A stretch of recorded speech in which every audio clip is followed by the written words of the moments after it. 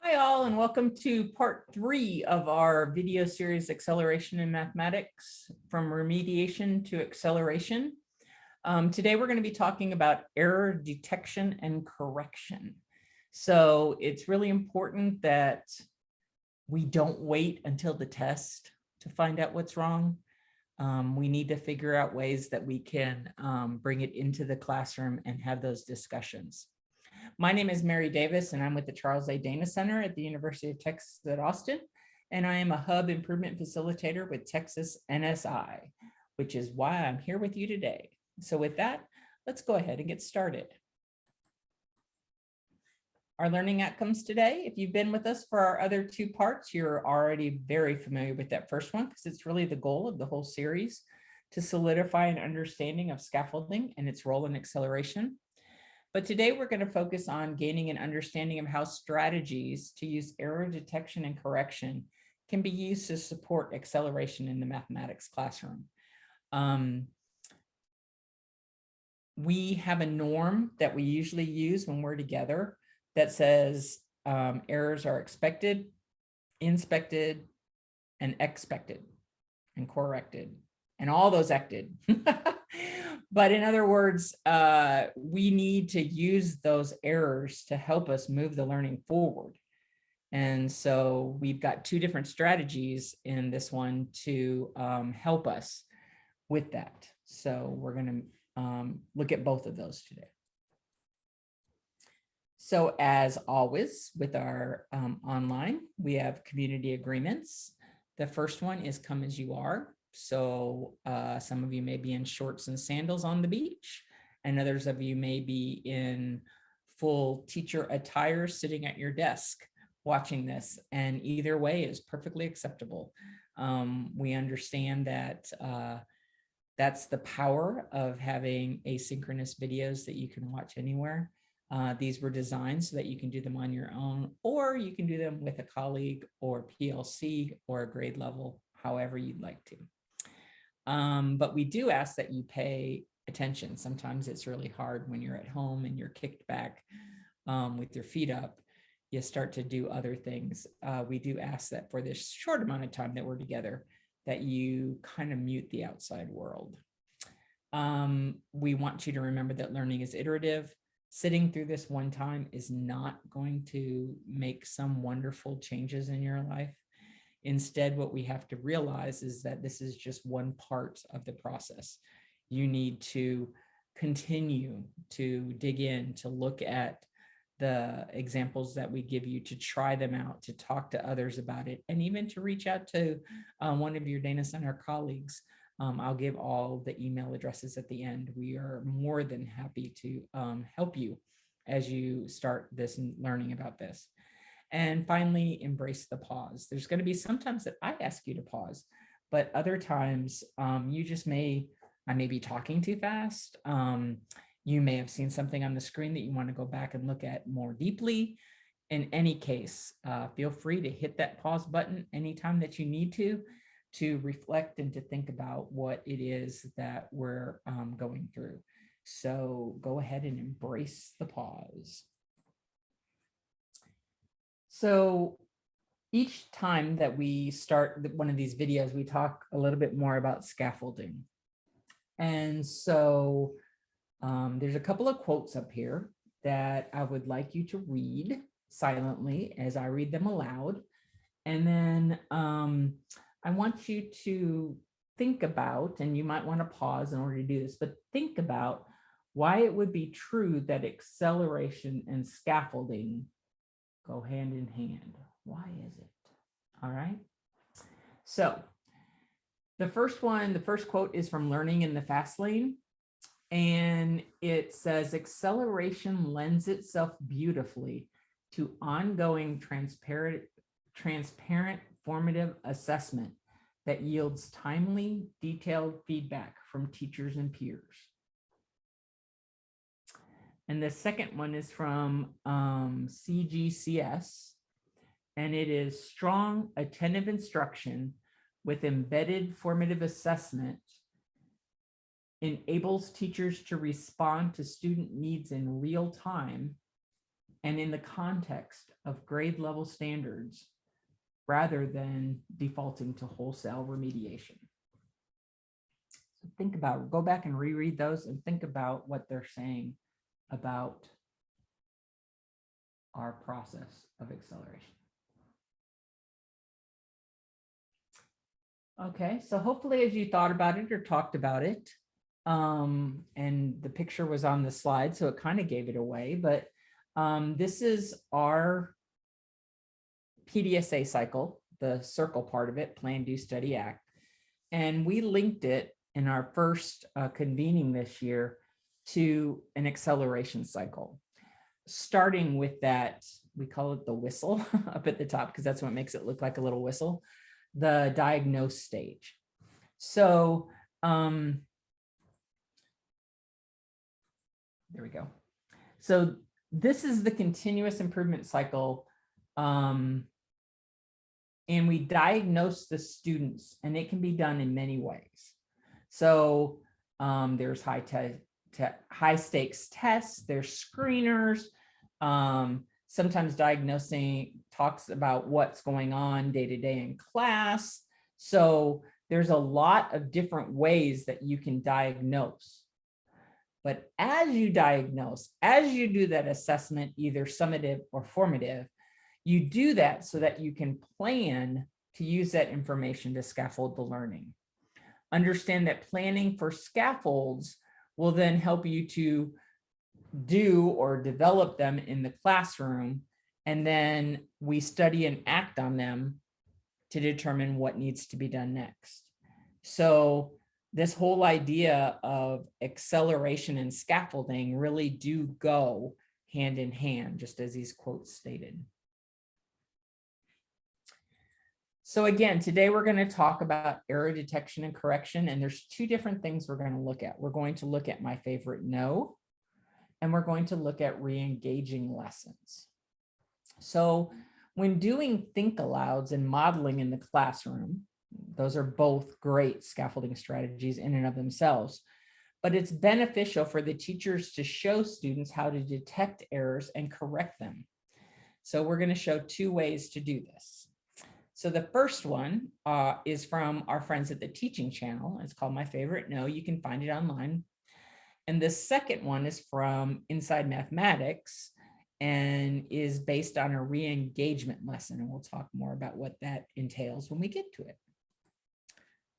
So what I would like you to do is to get a piece of paper, and it can just be any kind of paper, you know, a Post-it note or a scratch paper, the back of a test or something, whatever it is.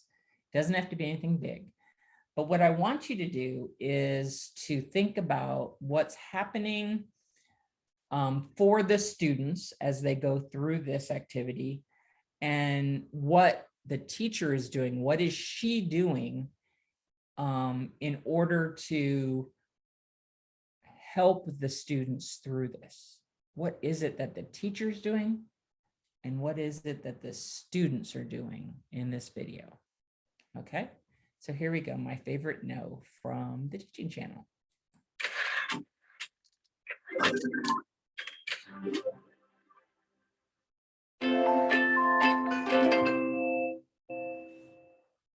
Hi, my name is Leah Alcala. I teach 8th grade math, and this is my warm-up routine that I do with my students almost every day. I call it my favorite no. Okay. Good morning, you guys. Your warm-up is on the board. I'm going to hand out your index cards. I put a warm-up problem on the board, hand out index cards to all the kids, have them write their answer. I collect it, and then I sort it, and I say yes, no, yes, no. And I look for my favorite wrong answer, or my favorite no, and we analyze that. 4 minutes to work on it. Everyone makes mistakes. We're gonna see your mistakes, you're gonna see my mistakes. But a mistake is your opportunity to share with me how much you understand. And if I don't know that you don't know something, I need to teach you before the test. The test is too late. And this is a great spot for me to teach you. Make sure your name is on your card. Put your pencil in your pencil slot and pass your cards to the center. I started my warm-up routine to replace clickers that a lot of classes are buying. So that was a clicker for each student. You ask a question, they lock in an answer. And then you look at your computer screen and you know what percentage of your students understand the problem. Well, we didn't have the money for that. So instead, okay, here we go. I thought, well, what if I gave everyone index cards, collected them real quick with their answers already written on it, and then I can just sort them as quick as possible and find out what percentage of my kids know the answer. No, yes, costs 40 cents instead of $15,000. Yes, so we have quite a few yeses and some very interesting no's. 1, 2, 3. I then took that a step further, something I couldn't do with clickers. 7. Look at the ones who are getting it wrong. How far are they from getting it right? And showing that work to the other kids. Okay, my favorite no. Someone wrote this. I say it's my favorite no because I want the kids to, first of all, recognize what they're about to see is wrong. And I want them to recognize that there's something good in the problem. Like there's mistake, but it's my favorite no because it showed some good math. So that's the wrong answer, but they did some things that I love. What in that problem am I happy to see? We always talk about what's right first, so that if it's any student's work, they are like, oh, I did do that right. There's mistake, but the mistake didn't ruin the whole thing. What do I like about this problem? Gavin. Well, they distributed both with the 4x and the -2. Very nice. And what? Today's lesson was on factoring. So I needed to make sure they understood how to distribute. They distributed. And what lets you know that they distributed? David? How there are no more parentheses. There are no more parentheses. And they didn't just drop the parentheses. So they're asked to distribute a term with a variable. They're asked to distribute twice. They're asked to distribute a term with a negative sign, which is often a very common mistake that kids make. And my students do not. Like, I have 3 years of CST data now to show that one mistake my students do not make is distributing a negative, which is amazing because they used to all the time. Distributing -2 to -6 is +12. And that was one mistake I was absolutely looking for and I did not see, which made me very happy. Not until the very end, as we've gone over different sections of the problem that are right, that I will then ask, okay, now what is incorrect? What does this person not understand? Where's the mistake? If I get a third of my class raising their hand, ready to tell me the mistake, it's pretty high engagement at that point. Mia? 4x times 2x equals 8x squared. Very nice. This 4x times 2x multiplies to 8x squared. Can someone convince me of that? How do we know that 4x times 2x is 8x squared? My low-level students are very engaged. They feel like they're not getting penalized for being wrong. They're not being made fun of. I'm not looking at them. There's no peer pressure at this point. But they're like, wow, that's my mistake. And now I understand. It's very comforting. I mean, I feel very with my kids at all times. I'm not surprised by what they don't know. They're not surprised by what they don't know. It's how it should be. It creates more of a dialogue with me and them.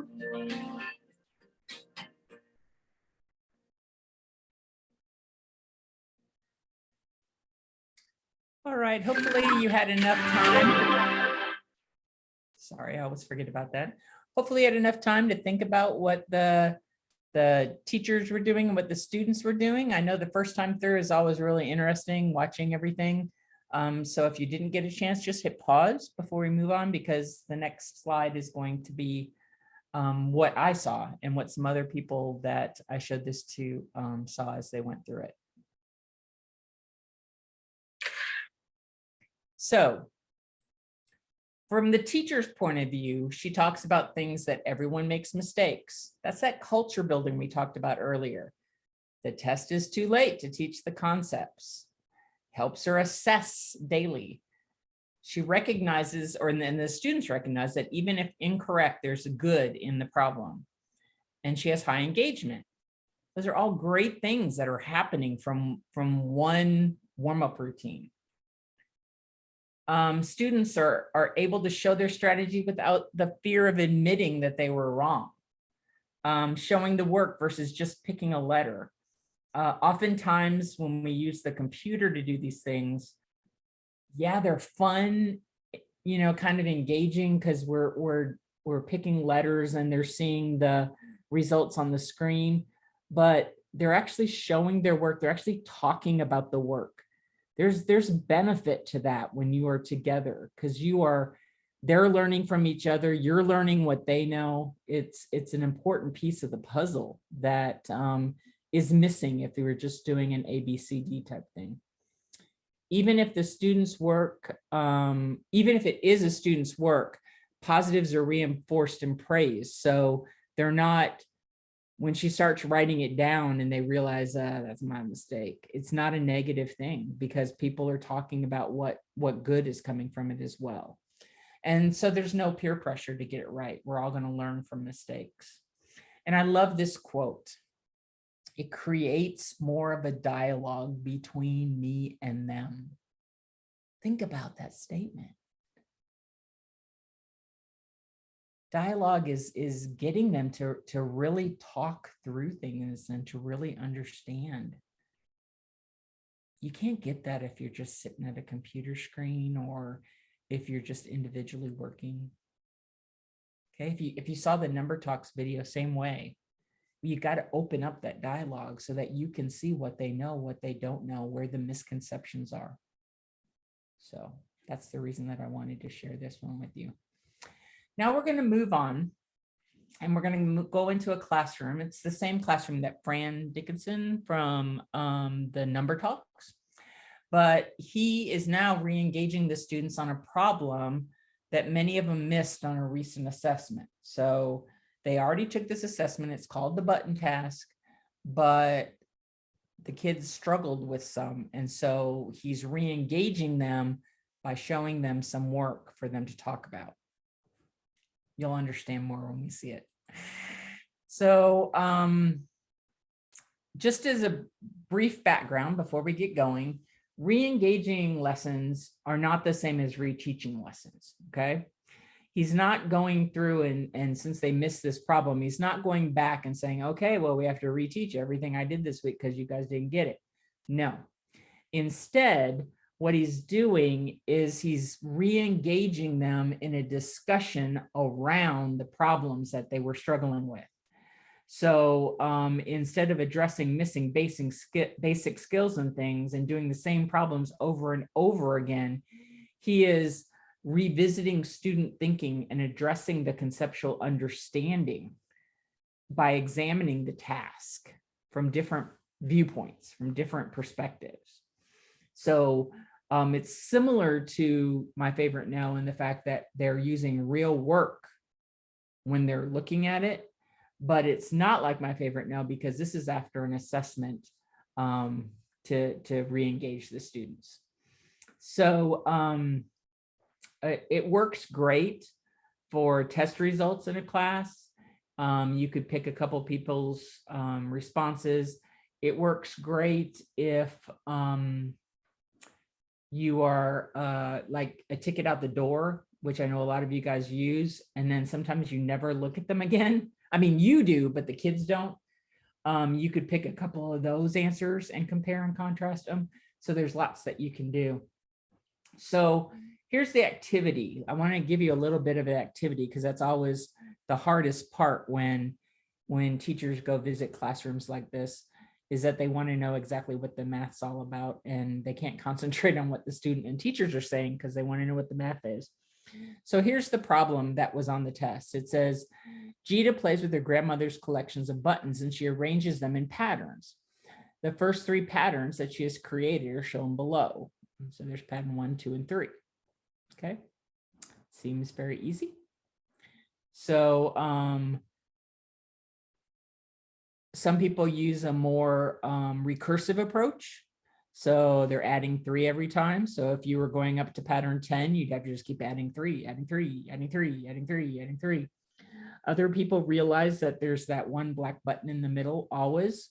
And so you could do 1 plus the pattern number times 3, and then you could find whatever pattern number. So there's lots of different ways to approach this. Some of them you'll notice will use tiles. Some of them will use drawings. Some of them will use colors. It's really interesting on the different ways that they approach it. But remember that our discussion is all about scaffolding. So the question on the side, which will stay up there during that to remind you, is about how is this teacher scaffolding the learning for the students, and how can it help us in the acceleration process? So let's go ahead and go back into this classroom. It should be comfortable for you because you've been in here once before, and talk about buttons. On your tables, I've handed each of you a copy of a sheet that I'd like you to take a look at. You might recognize some of your work, but I've left off all names so nobody knows whose work this is.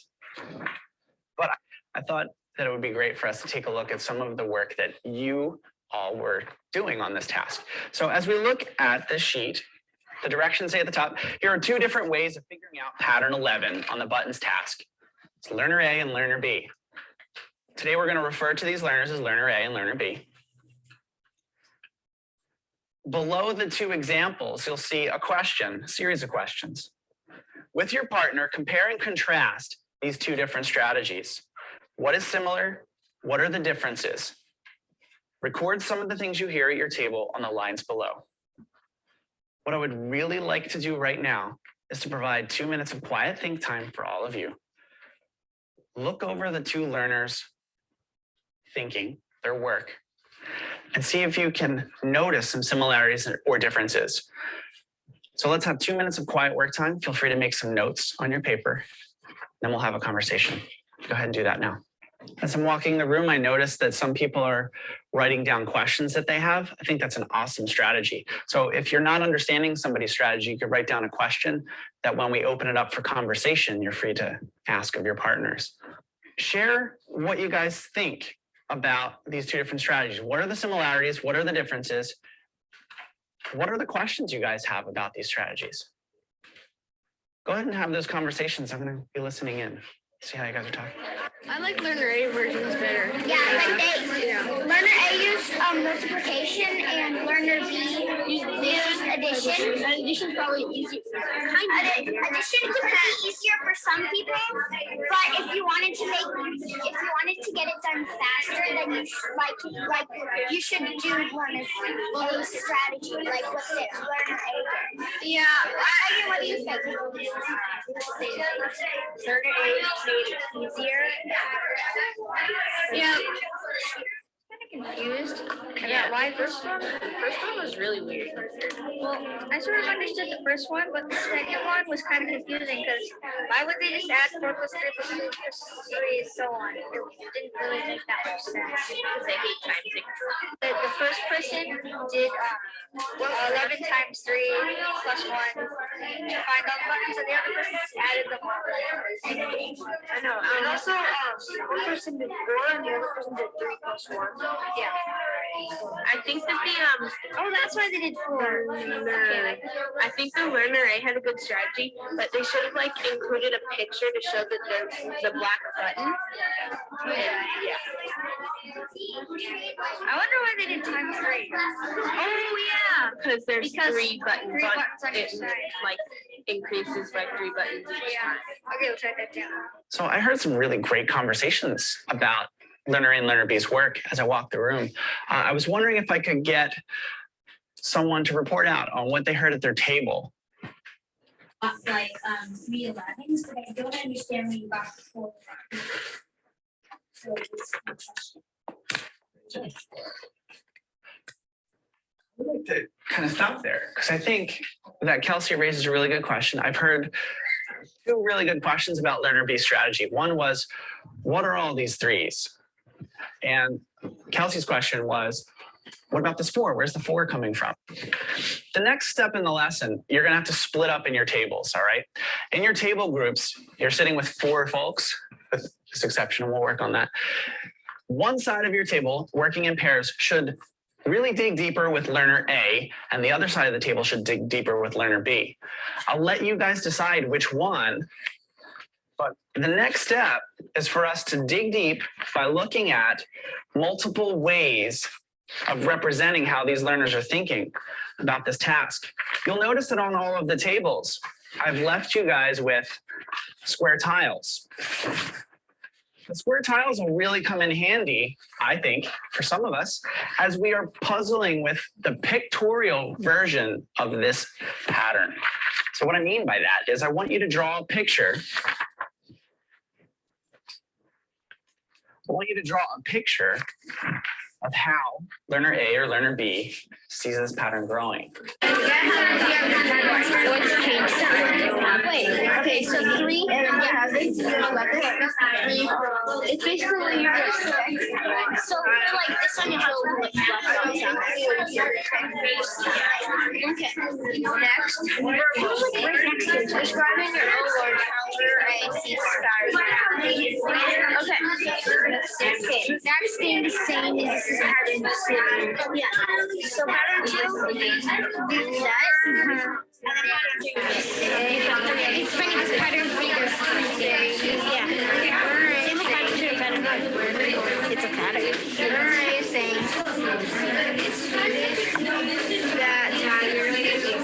Okay. Verbal representation. Describe in your own words how learning B sees the pattern A. Be sure to mention what he's saying. And what is changing. Okay, so staying the same. How does I don't get how he gets to 4. Well, I think that he counted like 1, 2, 3, 4.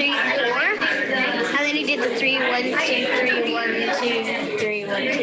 Wait, how do you get 4? I think he went like the middle is staying the same. 1, 2, 3, 4. 1, 2, 3.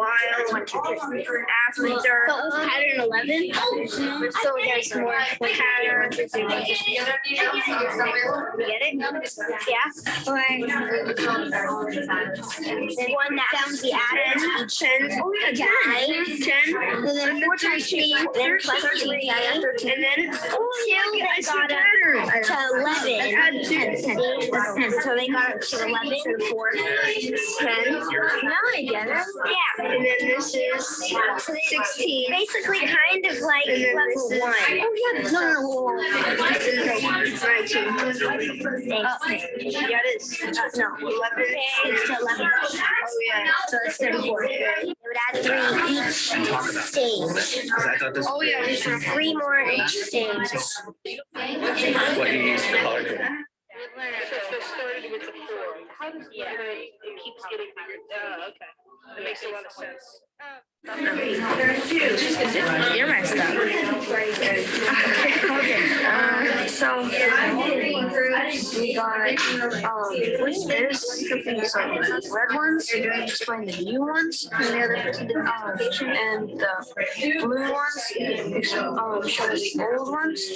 So the one before and one before and one before the one before, and so it shows all of them. It could be shown, but I don't know.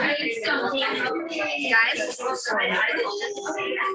but And I've asked a couple of learners to come up and talk about where they are right now, how they're thinking about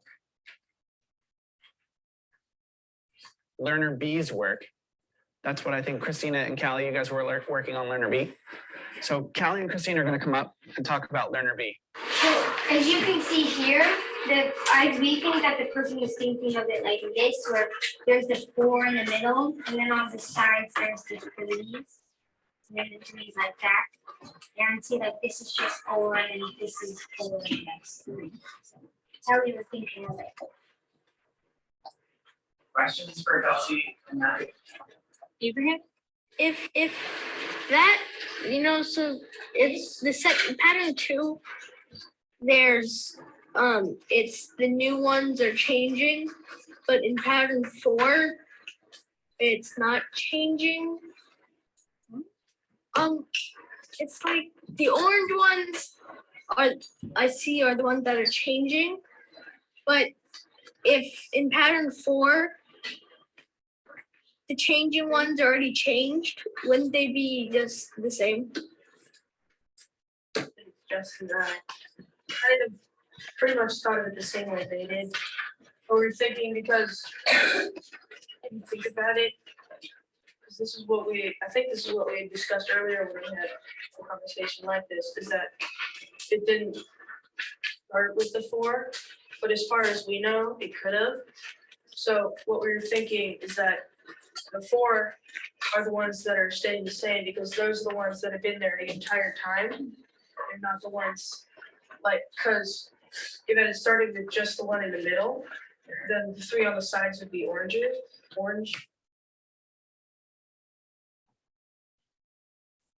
Right. I know there was a lot in there, but think for just a second, how is this teacher using the student A and student B, which is real student work, to help scaffold the learning for the students? And how can this help us in the acceleration process? So if you haven't had a chance to do that, think through those, pause, and then start the video up again. On your tables, So the first question, how is he scaffolding it for the students? He's getting the students to see other people's strategies and connections between them. So it's kind of like in My Favorite No, but they only saw one strategy. So this is showing 2 different strategies. And then, of course, discourse, being allowed to notice things, ask about things that they aren't sure about. They're able to dig in. I left that one question in there on purpose because it was so frustrating. Some of you may have paused and gone back where he was like, well, if they haven't changed, but they did change, then why didn't they change? And how are they orange? Or something like that.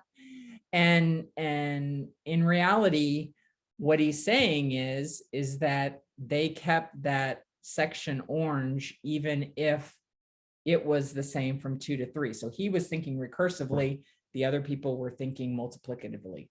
So very interesting question, but you can see that it was on a totally different level than other students' questions. And then how can this help us? Well, we often get stuck in the deliver step of the cycle. All right. We're great planners, we're great doers, all that good stuff. But we need to use what we've delivered to move us forward.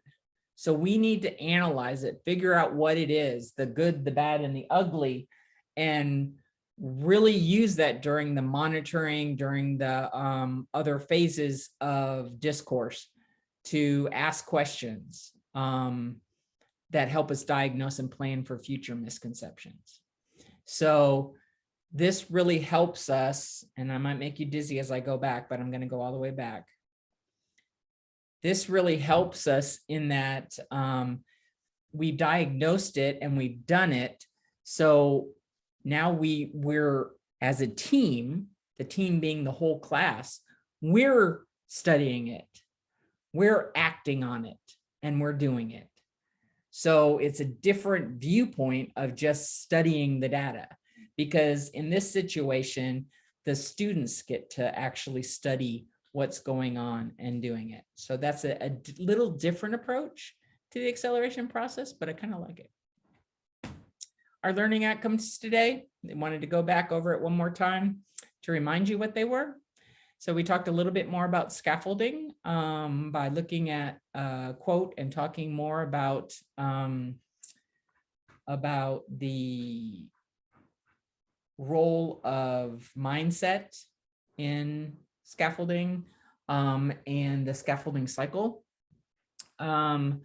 Then we looked for error detection and correction in 2 different ways. One, looking at just a really quick warm up with our favorite no, and then the other one with looking at some errors that students actually made and being able to explain them and learn from them in the redelivery.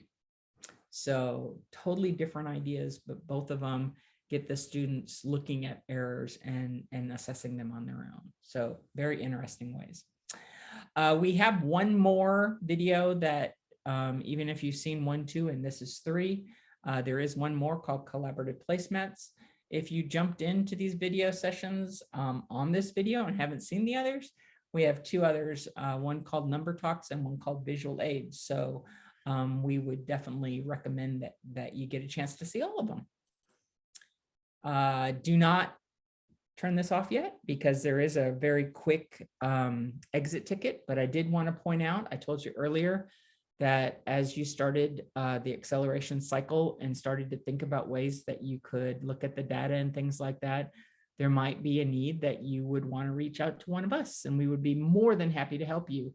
I mainly work with Crowley, as those of you that are listening to this from Crowley know, and there's my email address. But we also have 2 folks that work with Richardson ISD from the Dana Center, Jackie and Mike, and either one of those would be happy to help you with your queries about either this information or any other information that we have. So, and then finally, just a really quick exit ticket. You can either scan it, or I have made a tiny URL there, so it's pretty easy, Texas NSI Scaffold.